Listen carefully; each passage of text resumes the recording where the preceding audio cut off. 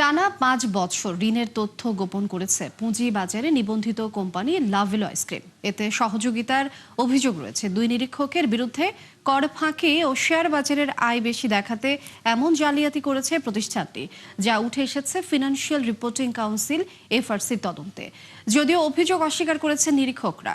রুহুল আমিনের রিপোর্ট। দেশে আইসক্রিমের বাজার কম বেশি ৩,০০০ কোটি টাকার। প্রতি বছরই যা বাড়ছে ৭ থেকে ৮%। প্রায় পুরোটাই দেশীয় প্রতিষ্ঠানগুলোর দখলে থাকলেও সেই বিচারে তুলনামূলক দুর্বল অংশীদারিত্ব লাভেলো আইসক্রিমের, যাদের পণ্য ও বাজারে খুব একটা মেলে না। এই কোম্পানির নাম আমি পাস শুনেছি, আর কখনো শুনিনি। আমি সেবই শুনেছি, পোলার শুনেছি, এগুলো শুনেছি, এগুলো বিশেষ করে শুনেছি। লাভেলো ঢাকা শহরে খুব কম জায়গায় পাওয়া যায়, ঢাকার বাইরে হয়তো পাওয়া যায়। তবে বাজারে প্রভাব না থাকলেও Tofika foods and Lovello ice cream নামের এই কোম্পানি কয়েক বছর ধরে আলোচনায় নানা জালিয়াতির অভিযোগে, যার প্রমাণও উঠে এসেছে এফআরসির তদন্তে। এতে বলা হয়, সীমান্ত ব্যাংক থেকে নেয়া ২০২০ সালে ৯.৫ কোটি, ২০২১ সালে ৩২.৫ কোটি, ২০২২ সালে ৫২ কোটি, ২০২৩ সালে ৭৩.৫ কোটি, ২০২৪ সালে ৮১ কোটি টাকা ঋণের তথ্য গোপন করা হয়েছে। এ বিষয়ে বক্তব্য জানতে কোম্পানিটিতে যোগাযোগ করেও সাড়া মেলেনি। তদন্তকারীরা জানিয়েছেন, কর ফাঁকি দিতে দায় ও সম্পদ গোপন করে লাভেলো।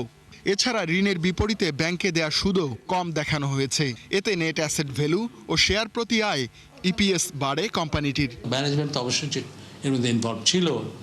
তার সঙ্গে আমি বলবো যে অডিটার, তাদের প্রচুর দোষ ত্রুটি আছে, তারা এটা না দেখে করেছে।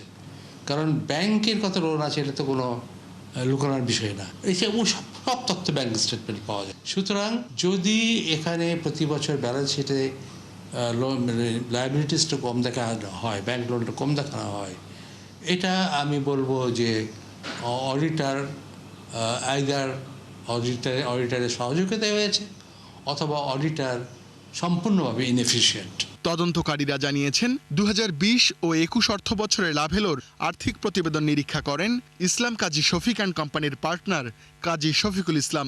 বাকি ৩ বছর নিরীক্ষা করেন কাজী জহির অ্যান্ড কোম্পানির পার্টনার নুরুল হোসেন খান। তদন্তে লাভেলো আইসক্রিম ও নিরীক্ষকের যোগসাজশ প্রমাণ হওয়ায় উভয়ের বিরুদ্ধে ফৌজদারি মামলার সিদ্ধান্ত নিয়েছে এফআরসি, যদিও দায় অস্বীকার করেন অভিযুক্তরা। না, এটা অ্যাকচুয়ালি সঠিক না। তারা তো ওইটা দেখাই নাই। ওই লোনটা তারা টোটালি এসকেপ করে গেছে। ওই লোনটা টোটালি তারা এসকেপ করে গেছে। তারা বুকস আনে, তারা যে এসকেপ করে ইচ্ছাকৃত সেই ব্যাপারে তারা কিন্তু আমাদেরকে ঠিক মতো স্বীকারোক্ত দিচ্ছে।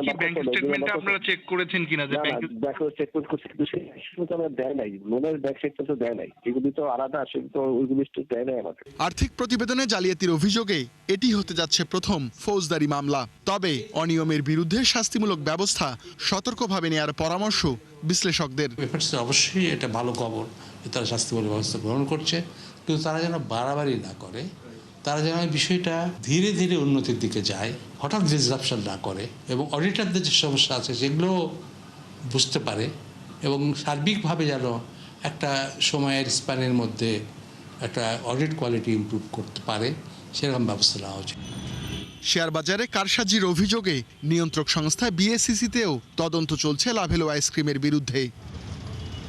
রুহুল আমিন, ৭১, ঢাকা।